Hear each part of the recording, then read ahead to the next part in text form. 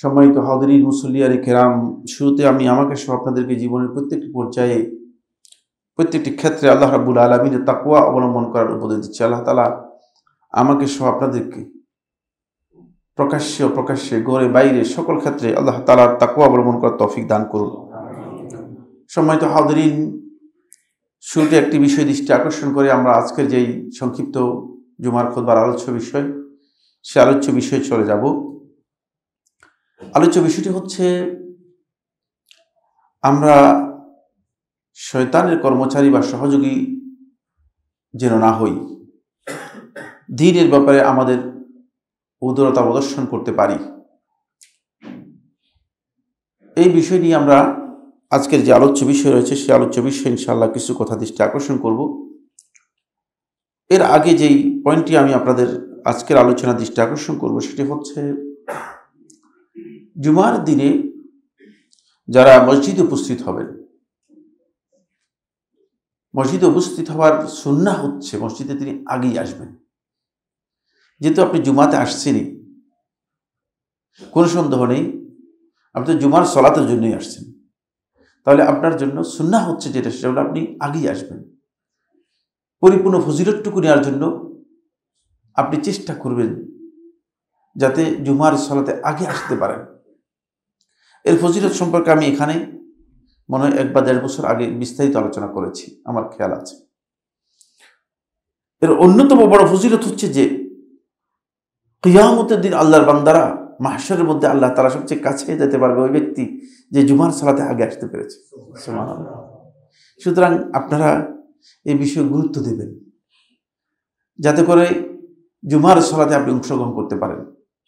দ্বিতীয় নম্বর, জুমার সালাতের একটা অংশ হচ্ছে জুমার খুতবা। এটি শোনাও সালাতের অংশ, ফরজ। আপনি মনে করেছেন এটি মৌলবী ওয়াজ করতেছে, না, এটা মৌলবী বা খতিবের ওয়াজ নয়। ওয়াজ হচ্ছে অন্য মসজিদে যেটা হয় সেগুলো হচ্ছে ওয়াজ, সেগুলো শোনাও জায়েজ নেই, সেগুলো না শোনাই হচ্ছে ওয়াজিব বেদাত হওয়ার কারণে। কিন্তু এটা হচ্ছে খুতবা, এটা ফরজ শোনা, বুঝতে পেরেছেন? সুতরাং দুইয়ের মধ্যে পার্থক্য জানতে হবে। আপনি মনে করেছেন ওই মৌলবীর ওয়াজ, না, এটা মৌলবীর ওয়াজ নয়, বয়ান নয়, এটা হচ্ছে ফরজ, শুনতে হবে। যিনি এখানে অংশ অ্যাটেন্ড করেন নাই তার অ্যাটেন্ডেন্সটা বুঝেন, তার হাজিরি বাতিল হয়ে যাবে, জুমার হাজিরি কি হয়ে যাবে? বাতিল হয়ে যাবে। এটা আমার কথা নয়, সরাসরি সহিহ বুখারী হাদিসের মধ্যে রাসূলুল্লাহ সাল্লাল্লাহু আলাইহি ওয়াসাল্লাম বলেছেন তার হাজিরিই থাকবে না। সুতরাং তো আপনি কষ্ট করে আসলেন, কিন্তু হাজিরা ছাড়া বেতন পাবেন কিনা? বেতন পাবেন না। এই খেয়াল রাখতে হবে, কারণ যেই দিন হাজিরি নেই সেদিন বেতন নেই। সুতরাং হাজিরিটা খুবই ইম্পর্টেন্ট আপনার জন্য। এটা জুমার ফজিলত থেকে আপনি সম্পূর্ণ মাহরুম হয়ে যাবেন। জুমাটা আদায় হয়ে যাবে, দায়িত্ব থেকে আপনি মুক্ত হবেন, কিন্তু জুমার ফজিলত থেকে আপনি বঞ্চিত হয়ে যাবেন। 3 নম্বর যে পয়েন্টটি সেটা হচ্ছে এই, যিনি মসজিদে আসবেন তিনি 2 রাকাত তাহিয়াতুল মসজিদ পড়ে বসবেন। এটা হচ্ছে সুন্নাহ। ইজা দাখালা আহাদুকুমুল মসজিদ ফালা ইয়াজলিস হাত্তা ইউসাল্লি রাকাতাইন। তোমাদের মধ্যে যখন কোনো ব্যক্তি মসজিদে প্রবেশ করবে তিনি যেন মসজিদে না বসেন যতক্ষণ না 2 রাকাত সালাত আদায় না করবেন। এটা মুস্তাহাব নয়, সুন্নতি মুআক্কাদা। সুন্নতি মুআক্কাদা যদি কেউ ইচ্ছাকৃত তরক করে তাহলে সে গুনাহগার হবে না। এই ফতোয়া আমরা বহুবার এই স্টেজ থেকে দিয়েছি। কিন্তু এই স্টেজ থেকে আমি এই কথা বলেছি, যদি জুমার দিনে মসজিদে আসার পরে তাহিয়াতুল মসজিদ না পড়ে তাহলে তিনি গুনাহগার হবেন। বুঝতে পেরেছেন? কারণ তাহিয়াতুল মসজিদ না পড়ে যদি কেউ বসে যায় সে আল্লাহ রাসূলের নির্দেশ লঙ্ঘন করলো, এই জন্য গুনাহগার হবে। বুঝতে পেরেছেন? সুন্নতে মুআক্কাদার কারণে নয়। যেহেতু রাসূলুল্লাহ সাল্লাল্লাহু আলাইহি ওয়াসাল্লাম বসতে নিষেধ করেছেন, এই জন্য আপনি বসবেন না। 4 নম্বর পয়েন্ট যেটি সেটি হচ্ছে এই, মসজিদে এসেছেন, দেখেছেন মসজিদে জুমার আজান হচ্ছে, তাহলে মসজিদে নামাজের নিয়ত করবেন না। আজানের সময় কোরআন তেলাওয়াত করবেন না। আজানের সময়, এটা আমি এখানে আলোচনা করেছি, আমার খেয়াল আছে বেশি দিন নয়, এটা এই বছরের মধ্যে, মানে এই বছরের হয়তো মনে হয় 5ম অথবা 6ষ্ঠ মাসের মধ্যে আমি আলোচনা করেছি। আজানের সময় সালাতের নফল সালাতের নিয়ত করবেন না, এটা সুন্নাহ পরিপন্থী কাজ। সুন্নাহ হচ্ছে আপনি আজানের উত্তর দিবেন আগে।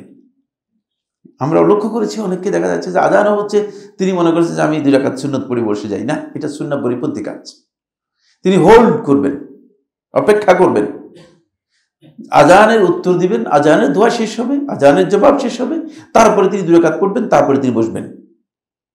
শুধুমাত্র যখন জুমার খতিবের আজান দেওয়া হয়ে থাকে, কারণ যেহেতু খুতবার আজানের পরে আর আপনার সেখানে কি নেই, স্পেস নেই, সুযোগ নেই, এই সময় আজান যখন হবে তখন আপনি 2 রাকাত তাহিয়াতুল মসজিদ পড়বেন, তারপরে আপনি বসে যাবেন।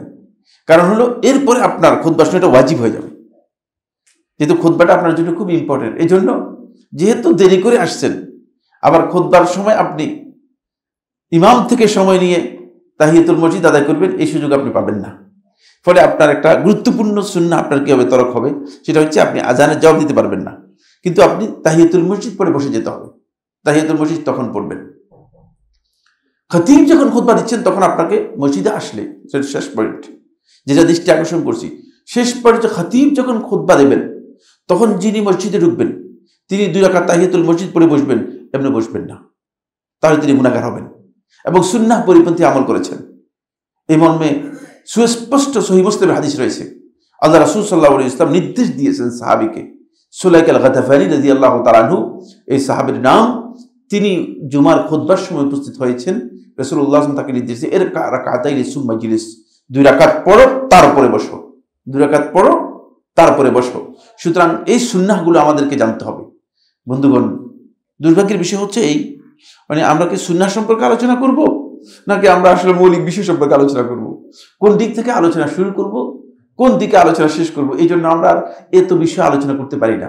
কিন্তু এগুলো আপনাদের দায়িত্ব, কারণ দিন তো এটা জ্ঞানের বিষয়, আন্দাজে চলার বিষয় নয়। মানে আন্দাজের উপর কোনো আমল করার কোনো বৈধতাই নেই। তাই আপনি যখন কোনো আমল করবেন আপনাকে নিশ্চিত হতে হবে, কনফার্ম হতে হবে যে এই আমলটুকু আমি করতেছি এটা সুন্নাহ কিনা। এটা জিজ্ঞেস করবেন না জায়েজ কি না জায়েজ, বলে করতে পারবো কি পারবো না, সুবিধা আছে কিনা, বলে কোনো অসুবিধা আছে কিনা। আমাদের লোকেরা প্রশ্ন করে এগুলো প্রশ্ন গলত প্রশ্ন। সুন্নাহ কিনা সেটা আমলযোগ্য, আর সুন্নাহ নয় তাহলে সে তার কাছেও আপনার যাওয়ার দরকার নেই, আপনি সেটা তালাশ করে বের করার প্রয়োজন নেই। আল্লাহ তাআলা আমাদের সবাইকে এই আমলগুলো করার তৌফিক দান করুন। সম্মানিত হাজিরিন, আমি আমার আলোচ্য বিষয়ে চলে যাচ্ছি। সেই আলোচ্য বিষয় হচ্ছে শয়তানের কর্মচারী অথবা সহযোগী হবেন না, দ্বীনের ব্যাপারে উদারতা প্রদর্শন করুন। এটা হচ্ছে মূল পয়েন্ট আলোচ্য বিষয়ের। এখানে প্রথমে শয়তান সম্পর্কে কিছু কথা আপনাদেরকে বলবো।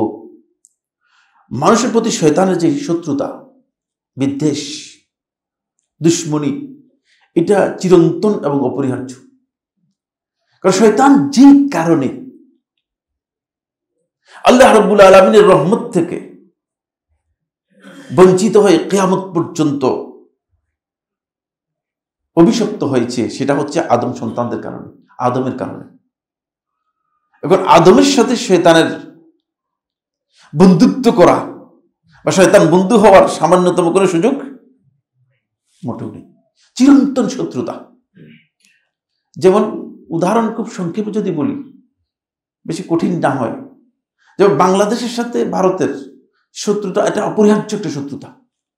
শিরক আর ঈমান কোনোদিন এক জায়গায় কি হয় না, একত্রিত হয় না।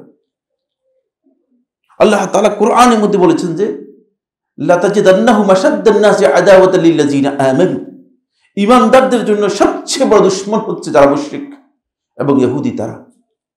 সুতরাং আপনি সেখানে গিয়ে বন্ধুত্ব তালাশ করার জন্য চেষ্টা করা, এটা হচ্ছে শয়তানের সাথে বন্ধুত্বের কি পথ খোঁজা, শয়তানের সাথে বন্ধুত্বের পথ খোঁজা। আপনি শয়তানকে যতই বন্ধু বানান না কেন, শয়তান আপনাকে সেই ছাড় কোনোদিন দেবে না, শয়তান আপনাকে সেই ছাড় দেবে না। যেহেতু সে একটা এজেন্ডা নিয়ে আসছে, সে এজেন্ডা, তার এজেন্ডা সম্পর্কে আলোচনা করব। আসুন এই বিষয়টি জানার পরে 1 নম্বর পয়েন্ট হচ্ছে আদম আলাইহিস সালাতু ওয়াস সালামের কারণেই শয়তান শেষ পর্যন্ত জান্নাত থেকে বিতাড়িত হয়ে অভিশপ্ত হয়ে দুনিয়াতে আগমন করেছে। আদম আলাইহিস সালাতু ওয়াস সালামকেও জান্নাত থেকে আসতে হয়েছে, শয়তানের কারণেই আসতে হয়েছে। সুতরাং আল্লাহ সুবহানাহু ওয়া তাআলা কোরআনে কারীমের সূরা সাদের 77-78 নম্বর আয়াতের মধ্যে বলেন, শয়তান যখন আদম আলাইহিস সালামকে সিজদা করতে রাজি হলো না, অস্বীকার করলো, তখন আল্লাহ সুবহানাহু ওয়া তাআলা শয়তানকে বললেন, ফাখরুজ মিনহা ফাইন্নাকা রাজিম, জান্নাত থেকে তুমি বের হয়ে যাও। বের তো দুজনকেই করেছেন, আদম আলাইহিস সালামকে বের করেছেন, আবার শয়তানকে কি করেছেন, বের করেছেন। কিন্তু শয়তানকে যেভাবে বের করেছেন এই পদ্ধতিটা, আর আদম আলাইহিস সালামকে যে পদ্ধতি বের করেছেন সেটা এক নয়। শয়তানের ক্ষেত্রে আদম আলাইহিস সালাম শয়তানের ক্ষেত্রে যে শব্দ ব্যবহার করেছেন, আদম আলাইহিস সালামের ক্ষেত্রে সেই শব্দ ব্যবহার করেন নাই। ফাখরুজ মিনহা, জান্নাত থেকে তুমি বের হয়ে যাও, ফাইন্নাকা রাজিম, কারণ তুমি বিতাড়িত শয়তান। তাকে আল্লাহ রাব্বুল আলামিন বিতাড়িত হিসেবে আখ্যায়িত করেছে। রাজিম, এখানে রাজিম বলতে বোঝানো হচ্ছে রাজিম আর রাহমাতিল্লাহ, আল্লাহর রহমত থেকে বিতাড়িত। কিয়ামত পর্যন্ত আল্লাহর রহমত থেকে সে বিতাড়িত হয়েছে। এরপর আল্লাহ তাআলা ওই আয়াতের মধ্যে বলছেন, ওয়া ইন্না আলাইকা লা'নাতি ইলা ইয়াউমিদ্দিন, আর কিয়ামত পর্যন্ত, বিচার দিবস পর্যন্ত আমার লানত তোমার উপর। অনেক বেশি অবাধ্য ছিল না। আজকে আমাদের অবাধ্যতার লিস্ট যদি তৈরি করি আর শয়তানের অবাধ্যতার লিস্ট তৈরি করি, তাহলে এই অভিশপ্ত শয়তান যে কিয়ামত পর্যন্ত আল্লাহর রহমত থেকে বিতাড়িত হয়ে গিয়েছে, তার অবাধ্যতার লিস্ট অনেক লম্বা ছিল না। কিন্তু আল্লাহ তাআলার সাথে হওয়ার কারণে সেটা এত ভয়ঙ্কর হয়েছে যে আল্লাহ তাআলা বলছেন, ওয়া ইন্না আলাইকা লা'নাতি, যে আল্লাহ রাব্বুল আলামিনের রহমত, ওয়া রাহমাতি ওয়াসিআত কুল্লা শাই, সমস্ত মাখলুকাতের, সমস্ত কিছুর মধ্যে যেই রহমত ব্যাপৃত আছে, সেই আল্লাহ সুবহানাহু ওয়া তাআলা বলতেছেন, আমার লানত একেবারে বিচার দিন পর্যন্ত তোমার উপর অবধারিত করে দিয়েছি। এইভাবে আল্লাহ তাআলা তাকে বের করে দিয়েছেন। এখন যখন আল্লাহর শয়তান তো আল্লাহ সম্পর্কে জানেন, দুর্ভাগ্যের বিষয় হচ্ছে আমরা আল্লাহ সম্পর্কে এখনো কনফিডেন্স তৈরি করতে পারিনি। আপনারা কি আমার কথা রাগ করতেছেন? রাগ করার কিচ্ছু নেই। আমাদের এখনো কনফিডেন্স আল্লাহ সম্পর্কে খুব কম। অনেক জায়গায় মানে আমরা এখনো দেদুল্যমান অবস্থার মধ্যে আছি, বিশ্বাস করি না, এরকম একটা অবস্থার মধ্যে আছি। শয়তান তো 100% কনফিডেন্স। ফলে শয়তান দেখলো যে আমাকে তো জান্নাত থেকে বের করে দেওয়া হচ্ছে, আমাকে তো রহমত থেকে কিয়ামত পর্যন্ত বঞ্চিত করে দেওয়া হচ্ছে। এখন অন্তপক্ষে একটা দরখাস্ত যদি দিতে পারি, ছোট্ট একটা দরখাস্ত দিয়ে দিই। কারণ শয়তান তো জানে যে আল্লাহ তাআলার রহমত তো বিশাল, যে যদি দরখাস্ত দিয়ে দিই দরখাস্ত কবুল হয়ে যাবে। তখন শয়তান একটা দরখাস্ত মেলে দিল। শয়তান আল্লাহ তাআলার কাছে বলল, ক্বালা আনজিরনি ইলা ইয়াউমি ইউবআসুন, হে আল্লাহ, আমার তো কিয়ামত পর্যন্ত আপনি অভিশপ্ত করলেন, আনজিরনি ইলা ইয়াউমি ইউবআসুন, একেবারে পুনরুত্থান পর্যন্ত আমাকে অন্তপক্ষে জীবনটা দিয়ে দেন। শয়তান দেখলো যে মানে একটা দরখাস্ত আল্লাহ তাআলা করেছেন, যেহেতু আল্লাহ তাআলা মহান, তাকে অভিশপ্ত করার পরেও, তাকে বের করে দেওয়ার পরেও আল্লাহ তাআলা তার দোয়া কবুল করেছেন। এই আমরা অনেকেই আছি যে আমাদের দুষ্ট শয়তান সে আমাদের বলে যে মনে হয় আমি আল্লাহর কাছে ক্ষমা পাবো না। গলত, এটা একেবারেই গলত। সাথে সাথে এই দোয়া কবুল। ক্বালা ইন্নাকা মিনাল মুনদারিন, হ্যাঁ যাও, একটা কিছু চাইতে পারো, দিয়ে দিলাম। কারণ আল্লাহ তাআলার কাছে দিতে কোনো অভাব নেই, আল্লাহ রাব্বুল আলামিনের কাছে দিতে কোনো অভাব নেই। আপনি অনেকে মনে করেন যে, আমরা অনেকে মনে করি যে আল্লাহর কাছে চাইলে হয়তো পাবো না, এটা গলত। আল্লাহ রাব্বুল আলামিনের কাছে চাইবেন তো পেয়ে যাবেন। 3 নম্বর পয়েন্ট হচ্ছে, যখন এই অবকাশটুকু পেয়ে গেল শয়তান, মালউন অভিশপ্ত শয়তান, তখন সে আল্লাহ তাআলার কাছে মানে তার পরিকল্পনাও তুলে ধরল, তার দৃষ্টতা দেখেন।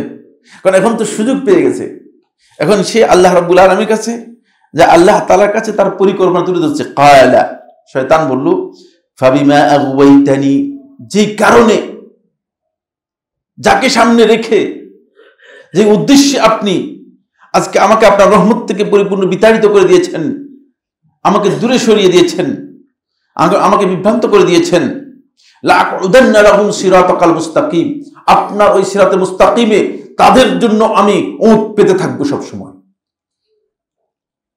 এই যে শত্রুতা ঘোষণা করতেছে আপনাদের বিরুদ্ধে, লাআকুদান্না লাহুম, মানে তাদের জন্য আমি জায়গায় জায়গায় সিরাতুল মুস্তাকিমের যত জায়গা আছে সব জায়গায় কি করব, তাদের জন্য আমি বসে থাকবো, উঠ পেতে থাকবো। তারপরে কিভাবে উঠ পেতে থাকবো? উঠ পেতে থেকে সুম্মা লা আতিয়ান্নাহুম মিন বাইনি আইদিহিম, তাদের সামনের দিক থেকে চেষ্টা করবো আসার জন্য। সামনের দিক থেকে যদি তারা আমাকে ধরে ফেলতে পারে, তাহলে মিন খালফিহিম, পিছনের দিক থেকে। পিছনের দিক থেকে যদি যেতে না পারি, আন আইমানিহিম, ডান দিক থেকে আসবো। ডান দিক থেকে না পারলেও আন শামাইলিহিম, তাদের বাম দিক থেকে আসবো।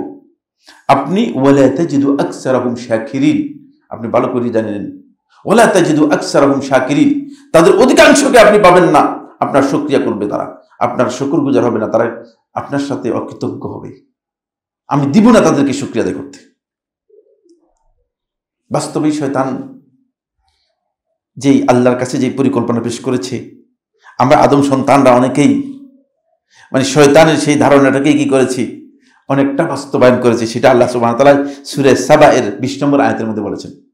সূরা সাবা এর 20 নম্বর আয়াতের মধ্যে ওয়ালাকাদ সাদাকা আলাইহিম ইবলিসু যান্নাহু, আল্লাহ তাআলা বলতেছেন ইবলিস তার ধারণা যেটা ছিল সেই ধারণাকে তাদের কাছে সত্যায়িত করতে পেরেছে। ফাত্তাবাউহু, যে আদম সন্তানদেরকে আমি মর্যাদা দিয়ে আমার বিধান দিয়েছিলাম, তারা শেষ পর্যন্ত ফাত্তাবাউহু, এই শয়তানের অনুসরণ করেছে। ইল্লা ফারিকাম মিনাল মুমিনিন, শুধু মুমিনদের মধ্যে একদল অল্প কিছু সংখ্যক লোক, এরা ছাড়া। এখান থেকে বুঝতে পেরেছেন যে মানে আমরা যারা আছি, ফারিকাম মিনাল মুমিনিন, এই আয়াত থেকে বোঝা যাচ্ছে যে মুমিনদের মধ্যে বেশিরভাগ মুমিনরাও তার অনুসারী হবে। এই আয়াত থেকে বোঝা যাচ্ছে খুব স্পষ্ট। যারা কোরআনের আরবি ভাষা বুঝেন তারা এটা বুঝতে সহজ, খুবই মানে এই ফারিকের মধ্যে আমরা বেশিরভাগ লোকই শয়তানের কর্মচারী, বেশিরভাগ লোকই শয়তানের সহযোগী হিসেবে কাজ করে যাচ্ছি। আমরা হয়তো অনেকে জানি, অনেকে জানি না। কিভাবে করতেছি সেটা সামনে আলোচনার মধ্যে আসবে। ফলে শয়তান আল্লাহ রাব্বুল আলামিনের কাছে তার কাজ কিভাবে সে বাস্তবায়ন করবে সব কিছু বলেছেন। আল্লাহ রাব্বুল আলামিন শয়তানকে যখন এই কথা বলেছেন, তখন আল্লাহ সুবহানাহু ওয়া তাআলা বলেছেন, খেয়াল রাখো, ইন্না ইবাদি লাইসা লাকা আলাইহিম সুলতান, যদি আমার সত্যিকার বান্দা হয়ে থাকে, ইন্না ইবাদি, যারা আমার বান্দা হবে, তাহলে বোঝা যাচ্ছে যে কিছু সংখ্যক লোক এগুলো বান্দা আল্লাহর আসলে, কিন্তু আমল এবং কাজের দিক থেকে কার বান্দা? বুঝতেছেন না আমার কথা? শয়তানের বান্দা। আপনার লজ্জা করতেছেন কিছু? লজ্জার কিচ্ছু নেই। কাজে কর্মে কথাবার্তায় আচার আচরণে শয়তানের বান্দা। বুঝতে পেরেছেন? এটা এই জন্য আল্লাহ তাআলা বলেন ইন্না ইবাদি, যারা একমাত্র আমার বান্দা, লাইসা লাকা আলাইহিম সুলতান, যে তাদের উপর তোমার কোনো কর্তৃত্ব থাকবে না, করতে পারবে না, তাদের উপর কর্তৃত্ব করতে পারে না। তুমি শুধুমাত্র ওই সমস্ত ব্যক্তিদের উপর কর্তৃত্ব করতে পারবে যারা তোমার অনুসরণ করবে, যাদেরকে তুমি তোমার বশে নিয়ে আসতে পারবে, কেবল তাদেরই তুমি অনুসরণ, তাদেরই মাঝে তুমি কাজ করতে পারবে। এবার আপনি আসুন, শয়তান যেসব কাজের মাধ্যমে মানুষকে নিজের কর্মচারী হিসেবে বানায়, সূরা আল মায়েদার 90-91 নম্বর আয়াতের মধ্যে আল্লাহ তাআলা বলেন, সূরা আল মায়েদা আয়াত নম্বর 90 এবং 91, আল্লাহ সুবহানাহু ওয়া তাআলা বলতেছে, ইয়া আইয়ুহাল্লাযীনা আমানু, হে ঈমানদারগণ, ইন্নামাল খামরু ওয়াল মাইসিরু ওয়াল আজলামু ওয়াল আনসাবু ওয়াল আজলামু রিজসুম মিন আমালিশ শাইতান ফাজতানিবুহু লাআল্লাকুম তুফলিহুন। এক নম্বর হচ্ছে মদ, মাদকতা। এর মধ্যে মানুষ জড়িত আছে নাই? একেবারে দেখেন না জীবনে কোনোদিন? না, প্রচুর লোক। মানুষের অবস্থা এমন যে এরা শয়তানের কর্মচারী। এটা আল্লাহ তাআলা বলতেছেন, এটা মিন আমালিশ শয়তান, এগুলো শয়তানের কাজ। আর শয়তানের কাজ যারা সার্ভ করে, শয়তানের ডিউটি যারা পালন করে, এদেরকে যদি আপনি শয়তানের কর্মচারী মনে না করেন, তাহলে কারা শয়তানের কর্মচারী? এরাই সত্যিকার শয়তানের গোলাম, শয়তানের বান্দা। মদ, মাইসির, জুয়া। মুসলিম সমাজে জুয়ার নামে জুয়ার যে কত নতুন নতুন এডিশন বের হয়েছে, মাঝে মধ্যে আমার কাছে মাসালা আসে বোঝার জন্য, আমার মানে ছোটখাটো কিছু ফেকার উপর পড়ালেখা করেছি, বুঝতে পেরেছেন, সামান্য মদিনা ইউনিভার্সিটি থেকে ফেকার উপর পিএইচডি করেছি। মানে এই যে সামান্য পড়ালেখা করার পরে মাঝে মধ্যে আমার দেখতেছি বোঝার জন্য কষ্ট হয়, আমি হতবাক হয়ে যাই। আমি এই মানে এই মানুষের লেখা কিতাব, এত কঠিন কঠিন কিতাব বুঝতে আমার কোনো সমস্যা হয় না। এত প্যাঁচ করেছে যে জুয়াবাজিরা বিভিন্ন ধরনের মানে জুয়ার এডিশন বের করেছে, আর এই জুয়ার এডিশন গুলোকে মানে ভ্যারাইটিস নাম দিয়েছে, যাতে করে আপনি মানে শয়তানের কৌশল বুঝতে না পারেন। কারণ শয়তান প্রত্যেকটা জিনিসের নামকরণ করে শয়তানের সুবিধা অনুযায়ী, প্যাকেজিং করে শয়তান। কে করে? প্যাকেজিং করে শয়তান। শয়তান এত সুন্দর করে প্যাকেজিং করে যে আপনি বুঝতে পারবেন না যে শয়তানের কাজ আপনি সার্ভ করতেছেন, শয়তানের দায়িত্ব আপনি পালন করতেছেন। ফলে জুয়া এত ব্যাপক হয়ে গিয়েছে যে এমনকি কিছু সংখ্যক আলেম পর্যন্ত জুয়ার সাথে জড়িত আছে। আমি নাম আপনাদেরকে বললাম না, বলার দরকার নেই। এই জন্য তারা জানে না যে আসলে যে জুয়া, ইন্নামাল খামরু ওয়াল মাইসির ওয়াল আনসাব, আনসাব হচ্ছে বেদিগুলো। কি এগুলো করতেছেন? কত প্রকারের বেদিতে, কত প্রকারের জায়গায় আপনি গিয়ে ফুল দিচ্ছেন, এই দিচ্ছেন, সে দিচ্ছেন। কে বলছে আপনাকে এগুলো? আপনি শয়তানের কর্মচারী। এগুলো কি? এগুলো তো, এবং আমরা মনে করতেছি এটা আমাদের ঐতিহ্য। কে ঐতিহ্য? এই সমস্ত কথা। ইমানদার ব্যক্তি ইমানের বাইরে তার কোন কাজ তাওহীদ এলাও করে না। আল্লাহ রাব্বুল আলামিনের একত্বের সাথে তাওহীদের সাথে সাংঘর্ষিক, তাওহীদ যেটা এলাও করে না, ইমানদার ব্যক্তি সেই কাজে ইনভলভ হতে পারে না, কোনদিন সম্ভব না। আপনি শয়তানের কি আনুগত্য করতেছেন? ফুল নিয়ে আপনি যাচ্ছেন বেদিতে ফুল দেওয়ার জন্য, ফুল নিয়ে আপনি যাচ্ছেন কবরে ফুল দেওয়ার জন্য, ফুলের কবর গিয়ে আপনি বাতি জ্বালাচ্ছেন। আপনি একেবারে সচ্চা শয়তানের কর্মচারী। আপনি শয়তানের কর্মচারী, আপনি জানেন না শয়তানের দায়িত্ব পালন করতেছেন। এটা আল্লাহ তাআলা বলতেছেন, এটা একেবারেই আমার বক্তব্য নয়। ওয়াল আজলাম, আজলাম হচ্ছে তারা তাদের সময় তীর বা ধনুক দিয়ে তারা বিভিন্ন কিছু কি করতো, মানে গ্রহণ করতো, বন্টন করতো। মানে এই বন্টন পদ্ধতি, এই সবটাই রিজসুম মিন আমালি শয়তান। আল্লাহ তাআলা বলতেছেন অপবিত্র এবং শয়তানের কাজ, শয়তানের কাজ অপবিত্র। ফাজতানিবু, এগুলো সব বর্জন করো। লাআল্লাকুম তুফলিহুন, এগুলো বর্জন করতে পারলে তোমরা সফল হতে পারবে, অন্যথা সফল হতে পারবে না। এরপর আল্লাহ সুবহানাহু ওয়া তাআলা বলতেছেন, ইন্নামা ইউরিদু শাইতানু আন ইউকিআ বাইনাকুম আল-আদাওয়াতা ওয়াল বাগদা ফিল খামরি ওয়াল মাইসির। মদ এবং জুয়ার মাধ্যমে শয়তান তোমাদের কাছ থেকে দুটি জিনিস করিয়ে নিতে চায়। একটা হচ্ছে তোমাদের পরস্পরের মধ্যে শত্রুতা তৈরি করে দিতে চায়। মদ খেয়ে পাগল হয়ে যাওয়ার পরে তো তার মাথায় বিবেক কাজ করে না, তখন একজন আরেকজনের শত্রু হয়ে যাচ্ছে। মদ মাদকতার মাধ্যমে, জুয়ার মাধ্যমে মানুষের মধ্যে শত্রুতা তৈরি হয়। ওয়াল বাগদা, এবং ঘৃণা, পরস্পরের প্রতি ঘৃণা তৈরি হয়। আজকে মুসলিম উম্মার, মুসলমানদের মাঝে ইসলামী ভ্রাতৃত্বের মূল যেই স্বরূপ, সেই স্বরূপ তালাশ করতে হলে মাইক্রোস্কোপ নিয়ে আসতে হবে। খালি চোখে দেখা যাওয়া সম্ভব না, বুঝতে পেরেছেন? আদৌ কি আছে কি নেই এটা খালি চোখে পাওয়া যাবে না। মুসলমানদের দুর্দিনের অবস্থা এমন হয়ে গিয়েছে। ওয়ায়াসুদ্দাকুম আন যিকরিল্লাহ, 3 নম্বর কাজ হচ্ছে আল্লাহর জিকির থেকে তোমাকে দূরে সরিয়ে রাখবে। আল্লাহর জিকির থেকে শয়তান যদি দূরে সরাতে পারে, আল্লাহ তাআলা জিকির থেকে শয়তান দূরে সরাতে পারলে শয়তান সাকসেস। আমার বন্ধুগণ, খুবই ছোট্ট বিষয় হলেও, ক্ষুদ্র বিষয় হলেও আল্লাহ তাআলা জিকির থেকে যদি আপনাকে শয়তান সরাতে পারে, তাহলে শয়তান আপনাকে শয়তানের পরিপূর্ণ কর্মচারী হিসেবে কি করতে পারে, কাজে লাগাতে পারবে। যেমন আমি উদাহরণ দিচ্ছি, শয়তান যদি আপনি খাবারের সময় আপনি বিসমিল্লাহ বলার কথা ছিল, খাবার শুরু করবেন কি বলে? বিসমিল্লাহ বলে। কিন্তু বেশিরভাগ লোক বিসমিল্লাহ বলে তো? আমি দেখিয়ে নেই, বরং দেখতেছি যে খাবার শুরু হয়ে গিয়েছে, বিসমিল্লাহ তো দূরের কথা, কোনো মানে আল্লাহর নামের তো কোনো ভালাই নেই। মানে খাবারের মানে বরং মানে খাবারের কি বলে, খাবারটা কেমন হলো, এটা কেমন হলো, এটা কেমন হলো, খাবার নিয়ে বিভিন্ন ধরনের সমালোচনাও শুরু হয়ে যায়। সুন্নাহর কোনো ধারে কাছেও আমরা নেই, বিসমিল্লাহ তো দূরের কথা। আর আপনি যখন বিসমিল্লাহ বললেন না, তখন কি হলো? আপনার এই খাবারের মধ্যে প্রথমে এসে আপনার সাথে শয়তান শরীক হলো। শয়তান সরাসরি, রাসূলুল্লাহ সাল্লাল্লাহু আলাইহি ওয়াসাল্লাম মধ্যে বলেছেন, শয়তান সরাসরি আপনার খাবার খায়। আপনার সাথে শয়তানকে খাবারের ব্যবস্থা করে দিলেন, তাহলে আপনি শয়তানের কর্মচারী না শয়তান আপনার কর্মচারী?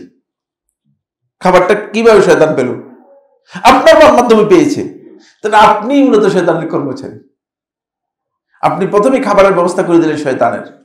এরপরে ঘরে প্রবেশ করবেন, ঘরে প্রবেশ করার সুন্নাহ হচ্ছে সালাম দিয়ে তারপরে বিসমিল্লাহ পরে ঘরে প্রবেশ করবেন। ঘরে প্রবেশ করেছেন, সালামও দেন নাই, বিসমিল্লাহ বলেন নাই, শয়তান আপনার ঘরে আজকে রাত্রে থাকার ব্যবস্থা হয়ে গেছে। রাসূলুল্লাহ হাদিসের মধ্যে বলেছেন এইভাবে শয়তান আপনাকে কি করে ওয়ায়াসুদ্দুকুম আন যিকরিল্লাহ, আর তোমাদেরকে আল্লাহর জিকির থেকে শয়তান সরিয়ে রাখে, ওয়া আনিস সালাহ, এবং নামাজ থেকে বিরত রাখে। আপনাকে শয়তান ঘুম পাড়িয়ে রাখবে, সালাত থেকে বিরত রাখবে। শয়তান আপনাকে বলবে যে আচ্ছা পরে আদায় করলে তো চলে। শয়তান জামাতের সময় আপনাকে মসজিদে আসতে দেয় না। এখানে আজান হয়েছে, লোকেরা আজান শুনে নাই, অবশ্যই শুনেছে, কিন্তু আসতে পারে নাই কেন? ওই যে শয়তান তাদের কাছে এটা বলেছে যে অসুবিধা নেই, ইমাম তো এখনো সালাত শুরু করে নেই, কারণ তারা আসবে ইমামকে সালাতে ধরার জন্য। সুতরাং ওই আল্লাহ সুবহানাহু ওয়া তাআলা বলেছেন এই পদ্ধতিতে তারা সালাত থেকে কি করে তাদেরকে দূরে সরিয়ে রাখে। ফাহাল আনতুম মুনতাহুন, আল্লাহ তাআলা বলতেছেন তোমরা এগুলো ছাড়তে পারবে না? যদি ছাড়তে না পারো তাহলে তোমরা শয়তানের কর্মচারী, শয়তানের কাজ করে যাচ্ছ, শয়তানের আমল করে যাচ্ছ, শয়তানের কাজের মধ্যে তোমরা নিজেদেরকে লিপ্ত করেছো। বন্ধুগণ, সময়ের দিকে লক্ষ্য রেখে আমরা একটু দ্রুত যাব, মানে এখানে অনেকগুলো পয়েন্ট আলোচনা না করেই সামনের দিকে যাচ্ছি। কিভাবে শয়তান আপনার মধ্যে এই কাজগুলোকে, শয়তানের কাজের মাধ্যমগুলো কি, লম্বা আলোচ্য বিষয়, কিন্তু কিছু পয়েন্ট আলোচনা করব যতটুকু সম্ভব হয়। শয়তান তার কাজের মধ্যে কখনো সে অবসর গ্রহণ করে না। আমরা তো মানে দায়িত্বের মধ্যে অবসর গ্রহণ করে যাই। আপনি ছুটি পাবেন, সপ্তাহে একদিন ছুটি বা 2 দিন ছুটি পাচ্ছেন, আপনাকে অলস করার জন্য এই ছুটি দেওয়া হয়েছে। এরপরে মাসিকও ছুটি পাচ্ছেন, বছরেও ছুটি পাচ্ছেন। এছাড়া যদি আপনার 60 বছর বা 63 বছর হয়ে যায় বা 65 বছর, জানি না, বিভিন্ন বিভিন্ন ইয়ে রয়েছে, বিভিন্ন টার্ম রয়েছে, সেক্ষেত্রে আপনি করে জীবনের জন্য ছুটি পেয়ে গেলেন চাকরি থেকে। কিন্তু শয়তানের কোনো ছুটি নেই, এর শুক্রবার, শনিবার, রোববার কোনোদিন ছুটি নেই, কারণ সে যে কাজ নিয়ে আসছে এই কাজ বাস্তবায়ন করার জন্য ছুটি বিরতিহীন ছাড়া কাজ চলে যাচ্ছে, ছুটি ছাড়াই শয়তান কি করে যাচ্ছে, কাজ করে যাচ্ছে। ফলে শয়তান সর্বোচ্চ চেষ্টা করে থাকে সেটা হলো এই আল্লাহর বান্দাদেরকে তার বিভিন্ন কৌশলের মাধ্যমে শয়তান এই কাজগুলো করে থাকে। 1 নম্বর কৌশল হচ্ছে ওয়াসওয়াসা। শয়তানের সবচেয়ে শক্তিশালী যে অস্ত্রের মাধ্যমে শয়তান বিতাড়িত, এই শয়তান আদম সন্তানদের মধ্যে সবচেয়ে বেশি কাজ করে থাকে, সেটা হচ্ছে শয়তান দূর থেকে আপনার অন্তরের মধ্যে এমন একটা খটকা তৈরি করে দেয়, আপনার অন্তরের মধ্যে এমন একটা বিষয় সংশয় সৃষ্টি করে দেয় যে আপনি হয়তো কনফিউজড, অথবা আপনি হক থেকে আস্তে করে কনফিউজড হয়ে বাতিলের দিকে চলে যাচ্ছেন। এটাকে বলা থাকে ওয়াসওয়াসা। ওয়াসওয়াসাটা আজকে আমাদের সমাজের মধ্যে ব্যাপকভাবে হয়ে গিয়েছে। সর্বপ্রথম ওয়াসওয়াসার মাধ্যমেই শয়তান আদম এবং হাওয়া আলাইহিস সালাম এই দুজনকে জান্নাত থেকে বের করার কৌশল বের করেছে। প্রথম কাজ, কারণ প্র্যাকটিসটা শুরু করেছে শয়তান সেখানে। বুঝতে পেরেছেন? ডাক্তার হওয়ার পরে, সার্টিফিকেট নেওয়ার পরে বুঝলেন প্র্যাকটিস করে না, প্র্যাকটিস শুরু হয়। তো শয়তান প্র্যাকটিসটা একেবারেই ওই জায়গায় শুরু করছে। সুতরাং আপনি খেয়াল করেন, মানে পবিত্র জায়গায়, জান্নাতের মতো সুন্দর মহিমান্বিত জায়গায় শয়তান এই প্র্যাকটিস শুরু করেছে। মানে দুনিয়াতে তো আপনাকে প্র্যাকটিস করা কোনো ব্যাপারই না। এই কারণে শয়তান সেখানে কি করেছে, ফাওয়াসওয়াসা লাহুমা শাইতানু লিইউবদিয়া লাহুমা মা উরিয়া আনহুমা মিন সাওআতিহিমা। শয়তান আদম এবং হাওয়া আলাইহিস সালাম দুইজনকেই ওয়াসওয়াসা দিয়েছে। দুইজনের অন্তরের মধ্যেই শয়তান ওয়াসওয়াসা দিয়েছে। এমনভাবে ওয়াসওয়াসা দিয়েছে যে দুইজনকেই শয়তান বুঝানোর জন্য অন্তর থেকে চেষ্টা করেছে যে অসুবিধা কি, একটা গাছের থেকে খেতে বলা হয়েছে, নিষেধ করা হয়েছে, খেলে তো অসুবিধা নেই। আদম আলাইহিস সালাম অনড়, হাওয়া আলাইহিস সালাম আল্লাহর বিধানের কাছে অনড়। তখন শয়তান কৌশল করেছে। সেই কৌশল হচ্ছে এই, শয়তান যখন আসছে তখন শয়তান এই দুজনের আল্লাহর কসম করে বলেছে, এবং শয়তান বলেছে ইন্নী লাকুমা লামিনান নাসিহিন, আমি তোমাদের জন্য বড় নসিহতকারী। তোমরা বুঝতেছো না? এখন বহু লোক রয়েছে এই দেশে যারা মানুষদেরকে পথভ্রষ্ট করার জন্য, হেদায়েতভ্রষ্ট করার জন্য নসিহতকারীর ভূমিকায় আসে। লাল গোত্রা, লাল রুমাল, মাথার মধ্যে পাগড়িয়ার জুব্বা ইসলাম নয়। ইসলামের সুরত ধরে, নসিহতের সুরত ধরে আপনাকে এসে হেদায়েত থেকে ভ্রষ্ট করে দেওয়ার জন্য চেষ্টা করতেছে। আসলে কিন্তু সে শয়তানের কি কর্মচারী, শয়তানের কর্মচারী। আপনারা তো এই সমস্ত কর্মচারীদেরকে এখন মনে করেন যে এরা হচ্ছে আল্লামা, এদেরকে ওয়াজ মাহফিলে আপনারা টাকা নিয়ে ওয়াজও করাচ্ছেন। হাজার হাজার মানুষ এই দেশের ওয়াজ শুনে কি হিদায়াত লাভ করতেছে আমি জানি না, জুমার সালাতের একটা মাসআলা পর্যন্ত জানে না। এই ওয়াজ না শোনার চেয়ে না শোনা অনেক উত্তম। একটা মাসআলা দ্বীনের জানার জন্য চেষ্টা করুন। এবং কি সে আলেম পর্যন্ত মাসআলা জানে না, কিছুই শিখে নেই। মানুষদেরকে একটা বিভ্রান্ত করার জন্য অনেক কৌশল অবলম্বন করেছে। ঠিক শয়তানও এসেছে, ওয়াকাসামাহুমা, আদম এবং হাওয়া আলাইহিস সালাতু ওয়াস সালাম দুইজনকেই শয়তান কসম করে বলতেছে আমি একেবারে খালেস লোক, সচ্চা লোক। তোমরা বুঝতেছো না তোমাদের জান্নাতের জন্য, তোমাদের ভালোর জন্যই বলতেছি। কারণ এই জান্নাতে যদি চিরস্থায়ী থাকতে পারো, এত আরামের জায়গায় যদি চিরস্থায়ী থাকতে পারো, আমাদের দেশে বহু লোক আছে না জান্নাতের সার্টিফিকেট দিয়ে দিচ্ছে। এমনকি মানে ঢাকাতে এখানে আছে একজন নাকি লিখিতভাবে সার্টিফিকেটও দিয়ে দিচ্ছে। নিজের খবর নেই, জান্নাত পাবে না জাহান্নাম পাবে। বুঝতে পেরেছেন? আর মুশরিক, সে আল্লাহ তাআলা জান্নাত বিক্রি করে দিচ্ছে, নাউজুবিল্লাহ। এই সমাজের মধ্যে এরকম লোক রয়েছে, ঠিক শয়তানের কর্মচারী, হুবহু শয়তানের কর্মচারী হিসেবে দায়িত্ব পালন করে যাচ্ছে। ফলে শয়তানের এই কাজটা ওয়াসওয়াসার মাধ্যমে শয়তান করে থাকে। এমন সূক্ষ্মভাবে আপনার অন্তরের মধ্যে একটা কিছুকে ঢুকিয়ে দেয় যার প্রভাব আপনার অন্তরের মধ্যে পড়ে, কিন্তু আপনি বুঝতে পারেন না যে এটা শয়তানের পক্ষ থেকে। আপনি বুঝতে পারবেন না। আপনার অন্তরের মধ্যে আসতেছে যে না, এটাই করলে ভালো হবে, আপনাকে বুঝে দিচ্ছে এটাই করলে ভালো হবে। ফলে আদম এবং হাওয়া আলাইহিস সালাতু ওয়াস সালাম মনে করলো যে না, জিনিসটা তো ভালোই, যদি চিরস্থায়ী জান্নাতে থাকতে পারি অসুবিধা কি? আপনাকে বুঝে দিতে পারছে যদি চুরি চাপরি করে, দুর্নীতি করে, ঘুষ খেয়ে, সুদ খেয়ে যদি এই হুজুর যেভাবে বলছে এভাবে যদি জান্নাতে যেতে পারি তাহলে অসুবিধা কি?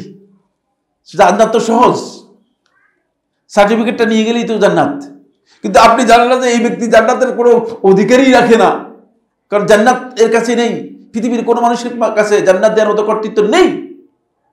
এখন আপনি মনে করছেন ঠিক আছে সার্টিফিকেটটা নিয়ে নিই, তারপর অসুবিধা নেই, সব হালাল হয়ে যাবে। ঠিক একই কাণ্ড ঘটেছে। শেষ পর্যন্ত আদম এবং হাওয়া আলাইহিস সালাতু ওয়াস সালাম সেই ওয়াসওয়াসায় কি হয়েছেন, পড়ে গেছেন। কিন্তু পড়ে যাওয়ার পরপরই তো সব শেষ। অপরাধ জান্নাতের মধ্যে ভয়ঙ্কর শাস্তি, সাথেই বুঝলেন না অপরাধের শাস্তি, সেটা হচ্ছে ভয়ঙ্কর শাস্তি হচ্ছে আদম এবং হাওয়া আলাইহিস সালাতু ওয়াস সালাম দুইজনের গায়ের মধ্যে জান্নাতের গাছগাছালি বিভিন্ন জিনিস দিয়ে ইজ্জত ঢাকা ছিল। তাদের যে পোশাক ছিল, পোশাক খুলে গিয়েছে প্রথমেই, নাউজুবিল্লাহ। এখন যদি আপনাদের মানে অপরাধের কারণে যদি দুনিয়াতে পোশাক খুলে যেত, আপনারা আর অপরাধ করতে পারতেন?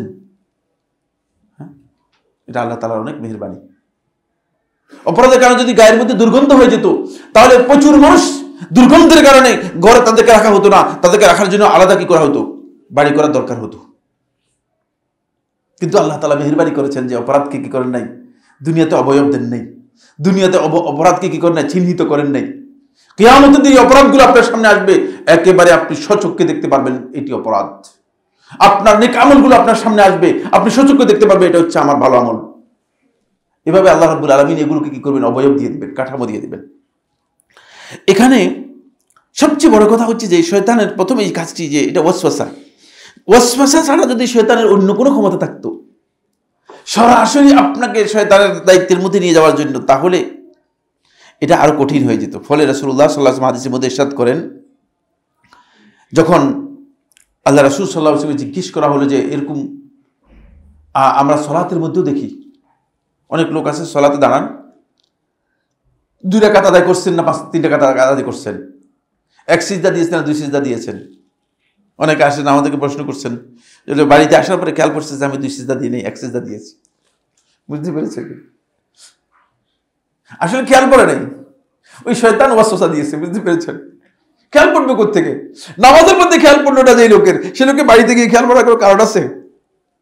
কোনো কারণ নেই। কমন সেন্স দিয়ে বুঝার বিষয়। বুঝতে পেরেছেন? তাহলে বুঝা গেল যে শয়তান তাকে বাড়িতে গিয়ে কি করেছে, ওয়াসওয়াসা দিয়েছে।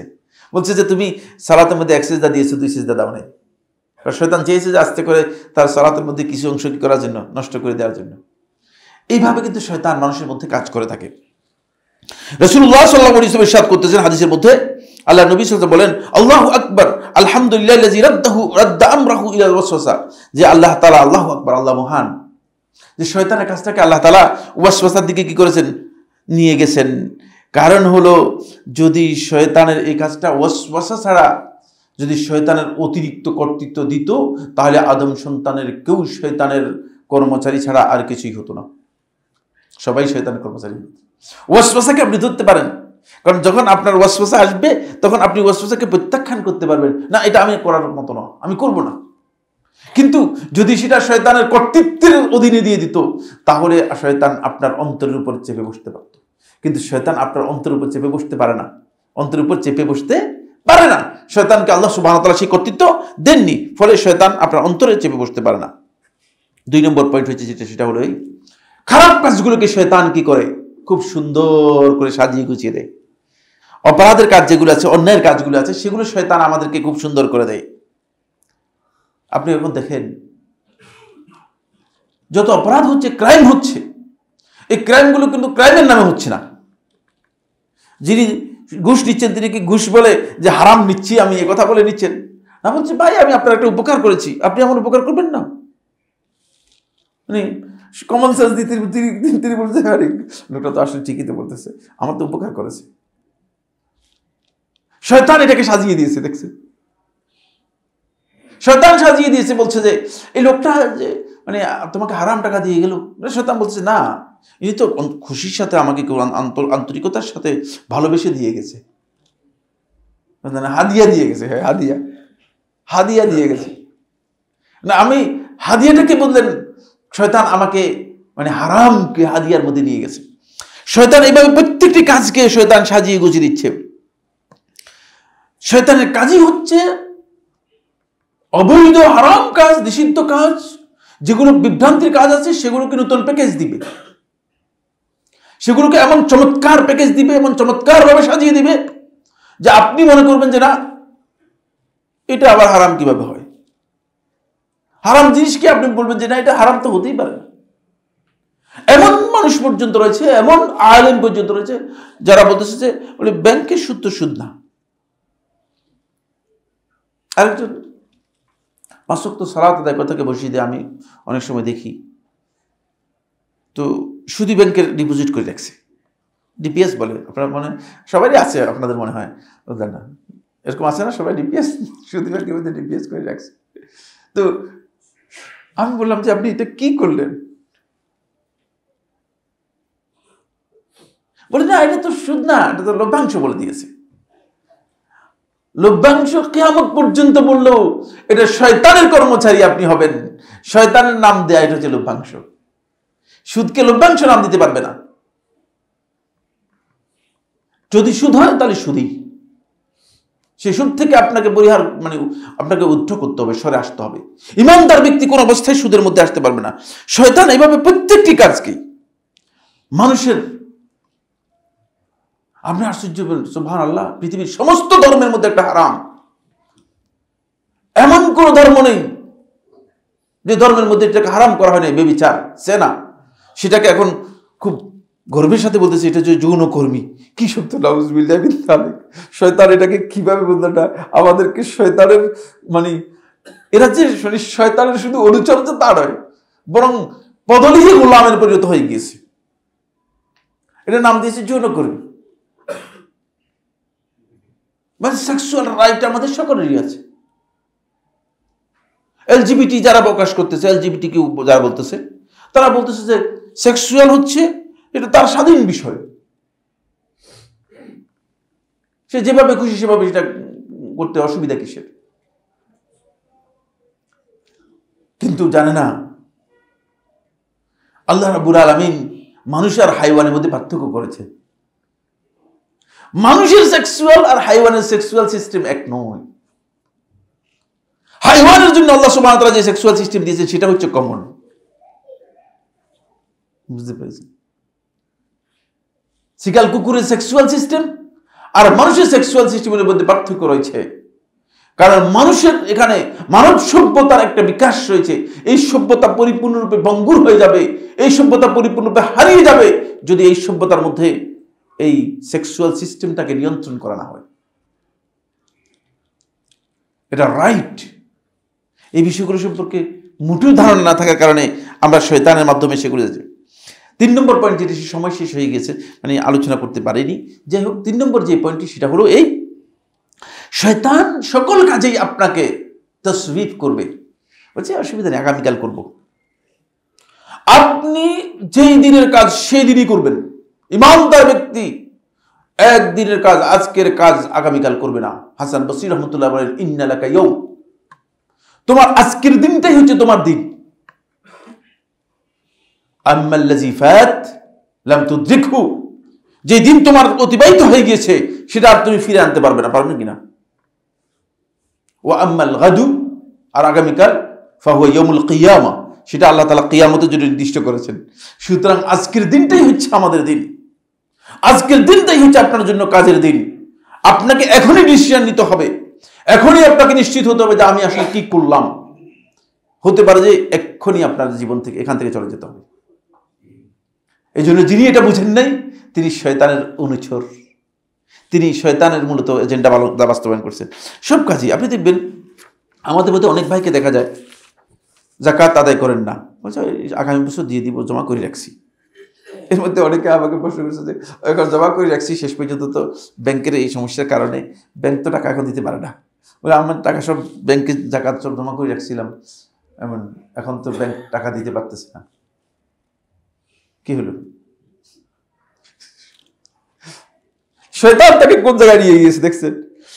যাকাত আপনার, আপনি সাথে সাথে সম্পদ থেকে বের করে মানুষদের কাছে যাকাতের হকদারের কাছে পৌঁছিয়ে দিবেন।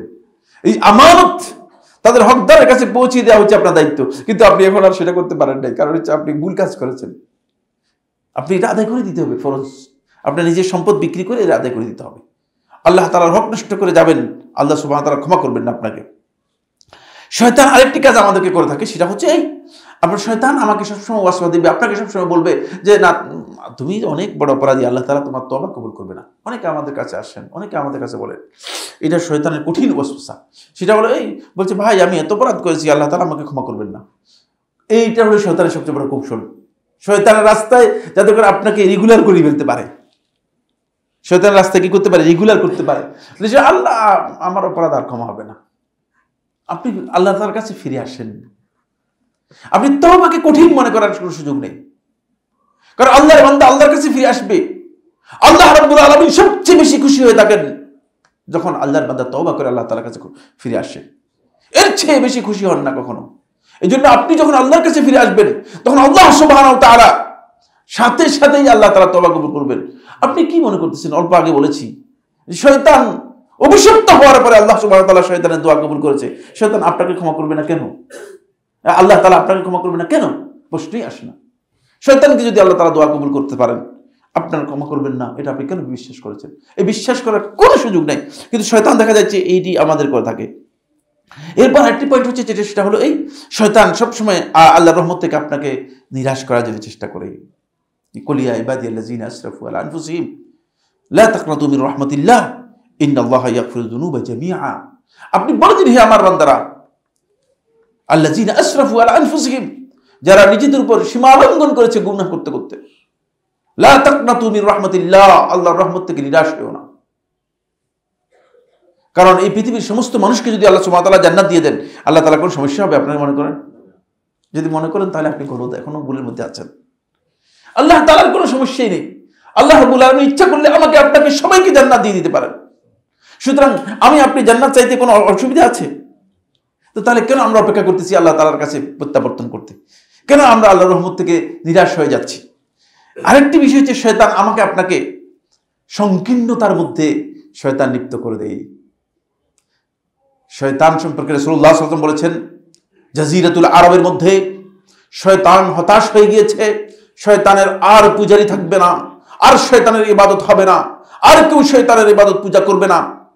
একমাত্র একটা পদ্ধতি শয়তান খোলা রেখেছে, সেটা হচ্ছে একজনকে আরেকজনের বিরুদ্ধে, এক দলকে আরেক দলের বিরুদ্ধে, এক গোষ্ঠীকে আরেক গোষ্ঠীর বিরুদ্ধে লেলিয়ে দিবে।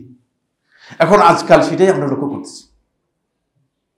সীমালঙ্ঘন একটা পর্যায়ে আছে, যাদের অন্তরের মধ্যে সংকীর্ণতা রয়েছে, যাদের অন্তরের মধ্যে বাড়াবাড়ি রয়েছে, হিংসা বিদ্বেষ দিয়ে যাদের অন্তর ভরপুর রয়েছে, তারাই শুধুমাত্র অন্যদের ব্যাপারে কুধারণা করতে পারে, তারাই শুধুমাত্র অন্যের ব্যাপারে খারাপ বক্তব্য দিতে পারে। এরা শয়তানের অনুচর এবং শয়তানের এজেন্ডা বাস্তবায়ন করতেছে। আমার বন্ধুগণ, আপনার মন মতো পৃথিবীর সবকিছু হবে এটা কোনোদিন সম্ভব নয়। আমার মন মতো পৃথিবীর সবকিছু চলবে এটা কোনোদিন হতে পারে না। কার মন মতো চলবে? আল্লাহর বিধান অনুযায়ী চলবে। আল্লাহ তাআলা যা চান তাই হয়। এখানে আমি যা চাই তাই হবে, এই কথা যদি কেউ বলে থাকেন তিনি গলত বলেছেন, তিনি ভুল বক্তব্য দিয়েছেন। এই জন্য সংকীর্ণতা থেকে বেরিয়ে আসতে হবে। মুহাম্মদ রাসূলুল্লাহ সাল্লাল্লাহু আলাইহি ওয়াসাল্লাম উদারতা দেখিয়েছেন। ইসলামের সবচেয়ে গুরুত্বপূর্ণ বৈশিষ্ট্য হচ্ছে উদারতা। বাড়াবাড়ি সীমালঙ্ঘন ইসলামের পদ্ধতি নয়। কিন্তু আজকাল অনেক লোক আছেন, তিনি তার দাওয়াতি কাজের মধ্যে অবস্থান এমন, মনে হচ্ছে যেন আল্লাহর সাথে কিছুক্ষণ আগে কথা হয়েছে, আল্লাহ তাআলা তাকে এই বক্তব্য দিতে বলেছে। নাউজুবিল্লাহ। বন্ধুগণ, বুঝার চেষ্টা করুন। যারা এই ময়দানে কথা বলছেন, মানুষকে অ্যাড্রেস করছেন, তাদের না বক্তব্যের মধ্যে কোনো শালীনতা রয়েছে, না অন্যদের প্রতি সম্মানবোধ রয়েছে, না আলোচনার মধ্যে কি রয়েছে, উদারতা রয়েছে, কিছুই নেই। এর কারণ কি? আপনি কিসের ভিত্তিতে এই কথাগুলো বলতেছেন? আপনি শয়তানের একজন অনুচর হিসেবে কাজ করতেছেন। এই বাড়াবাড়ির কোনো সুযোগ নেই। কাঠিন্য আরোপ করার আল্লাহর বান্দাদের উপর আমার দায়িত্ব নয়। আল্লাহর বান্দাদেরকে আল্লাহ তাআলা যে ব্যাপারে ছাড় দিয়েছেন, সেখানে আমি কঠিন করার কোনো অধিকার রাখি? মোটেও না। সেখানে আমি কঠিন করার অধিকার রাখি না। সুতরাং যারা এই ক্ষেত্রে এই কাঠিন্য আরোপ করছেন, আমি মনে করে থাকি যে তারাও মূলত শয়তানের কর্মচারী হিসেবে দায়িত্ব পালন করতেছে। শয়তানের কর্মচারী আপনি। শয়তানের প্রজেক্টে আল্লাহর বান্দাদেরকে আল্লাহর রাস্তা থেকে দূরে সরানোর জন্য চেষ্টা করতেছেন। আল্লাহ রাব্বুল আলামিন আমাদের সবাইকে শয়তানের পদাঙ্ক অনুসরণ থেকে দূরে থাকার তৌফিক দান করুন। আমার বন্ধুগণ, যে কথাগুলো বলেছি এগুলোর মধ্যে আমাদের জন্য গুরুত্বপূর্ণ যে বিষয়গুলো রয়েছে, তার মধ্যে বড় বিষয় হচ্ছে এই, আল্লাহ তাআলা যে কাজটি করতে বলেছেন সেখানে অলসতার কোনো সুযোগ নেই, সেখানে আগামীকালের কোনো সুযোগ নেই। আল্লাহ রাব্বুল আলামিন শয়তান থেকে আমাদেরকে দূরে থাকতে বলেছেন। শয়তানের কোনো পদক্ষেপ যখনই আপনার মনে হবে এই পদক্ষেপ শয়তানের কর্মসূচির সাথে একাত্ম ইমানদার ব্যক্তি কোনোদিন পোষণ করতে পারে না। ইমানদার ব্যক্তি পোষণ করতে পারে না। আল্লাহ সুবহানাহু ওয়া তাআলা আমাদের সবাইকে হিদায়াত দান করুন। আকুলু কাওলি হাযা লি ওয়া লাকুম ফাস্তাগফিরুল্লাহ লি ওয়া লাকুম ফাস্তাগফিরুহু ইন্নাহু হুয়াল গফুরুর রহিম। আলহামদুলিল্লাহ আলা ইহসানিহি ওয়া শুকরু লাহু আলা তৌফিকিহি ওয়া ইমতিনানিহি ওয়া আশহাদু আল্লা ইলাহা ইল্লাল্লাহু ওয়াহদাহু লা শারীকা লাহু তা'যীমান লিশানিহি ওয়া আশহাদু আন্না মুহাম্মাদার আবদুল্লাহি ওয়া রাসূলুহু আদ-দাঈ ইলা রিদওয়ানিহি ওয়া আলা আলিহি ওয়া আসহাবিহি ওয়া ইখওয়ানিহি ইবাদাল্লাহ রাহিমাকুমুল্লাহ ইন্নাল্লাহা আমারাকুম বিআমরিন কারীম আলা ওয়া হুয়াস সালাতু ওয়াস সালামু আলা নাবিয়্যিল কারীম ফাকালা ফি মুহকামিত তানজিল ইন্নাল্লাহা ওয়া মালাইকাতাহু ইউসাল্লুনা আলান নবী ইয়া আইয়ুহাল্লাযীনা আমানু সাল্লু আলাইহি ওয়া সাল্লিমু তাসলিমা আল্লাহুম্মা সাল্লি আলা মুহাম্মাদ ওয়া আলা আলি মুহাম্মাদ কামা সাল্লাইতা আলা ইব্রাহিম ওয়া আলা আলি ইব্রাহিম ফিল আলামিন ইন্নাকা হামিদুম মাজিদ ওয়া বারিক আল্লাহুম্মা আলা মুহাম্মাদ ওয়া আলা আলি মুহাম্মাদ কামা বারাকতা আলা ইব্রাহিম ওয়া আলা আলি ইব্রাহিম ফিল আলামিন ইন্নাকা হামিদুম মাজিদ ওয়ারদ আল্লাহুম্মা আনিল খুলাফায়ে রাশিদিন আল আইম্মাতিল মাহদিয়িন আবি বকর ওয়া উমর ওসমান ওয়া আলী ওয়া আন সাইরি আসহাবে মুহাম্মাদিন সাল্লাল্লাহু আলাইহি ওয়া সাল্লাম আজমাইন আল্লাহুম্মা আইজিল ইসলাম ওয়াল মুসলিমিন আল্লাহুম্মা আইজিল ইসলাম ওয়াল মুসলিমিন। রব্বুল আলামিন, গোটা পৃথিবীতে মুসলিমরা বিপর্যস্ত, ক্ষতিগ্রস্ত, নির্যাতিত, নিপীড়িত, নিষ্পেষিত হচ্ছে। রব্বুল আলামিন তাদের উপর আপনার রহমত নাযিল করুন। রব্বুল আলামিন, রব্বুল আলামিন আপনি সিরিয়ার মুসলমানদেরকে হেফাজত করুন। রব্বুল আলামিন, রব্বুল আলামিন আপনি লেবাননের মুসলমানদেরকে হেফাজত করুন। রব্বুল আলামিন, রব্বুল আলামিন ফিলিস্তিনের মুসলমানদেরকে আপনি সাহায্য নাজিল করুন। রব্বুল আলামিন, রব্বুল আলামিন ইহুদি দখলদার বাহিনীকে আপনি আপনার পক্ষ থেকে আযাব নাজিল করে ধ্বংস করে দিন। রব্বুল আলামিন ইহুদি এবং ইহুদিদের অনুচর যারা আছে, ইহুদিকে সাহায্য করছে, রব্বুল আলামিন আপনি তাদের উপর আপনার আযাব নাজিল করে তাদেরকে ধ্বংস করে দিন। রব্বুল আলামিন, রব্বুল আলামিন তাদেরকে তাদের অস্ত্র দিয়ে জলস্থলে তাদেরকে ধ্বংস করে দিন। রব্বুল আলামিন, রব্বুল আলামিন তাদের উপর আপনার আযাব নাজিল করুন। রব্বুল আলামিন, রব্বুল আলামিন তাদের উপর আপনার আযাব নাজিল করুন। রব্বুল আলামিন, আমাদের মধ্যে যারা অসুস্থ অসুস্থ আছেন তাদেরকে সুস্থ করে দিন, যারা বিপদগ্রস্ত ঋণগ্রস্ত আছে তাদের বিপদ ঋণ দূর করে দিন, যারা অভাবী আছে তাদের অভাবকে মিটিয়ে দিন রব্বুল আলামিন। যারা মারা গিয়েছেন আমাদের এখানে মুসল্লি ছিল, রব্বুল আলামিন মেহেরবানি করে তাদের কবরের মধ্যে আপনি রহমত নাজিল করুন। আর রব্বুল আলামিন তাদের সবাইকে আপনি জান্নাতের মেহমান হিসেবে কবুল করুন। রব্বুল আলামিন আমাদের সবাইকে দ্বীনের উপর ইস্তেকামত দান করুন। ইবাদাল্লাহ রাহিমাকুমুল্লাহ, ইন্নাল্লাহা ইয়া'মুরু বিল আদলি ওয়াল ইহসানি ওয়া ইতা'i যিল কুরবা ওয়া ইয়ানহা আনিল ফাহশাই ওয়াল মুনকারি ওয়াল বাগyi ইয়া'iযুকুম লা'আল্লাকুম তাযাক্কারুন। ফাযকুরুল্লাহাল আযীমা জালিলা ইয়াযকুরুকুম ওয়াশকুরুহু আলা আলাইহি ওয়া নি'মাহি ইয়াজিদকুম ওয়া লাযিকরুল্লাহি আকবার ওয়াল্লাহু ইয়া'লামু মা তাসনাউন।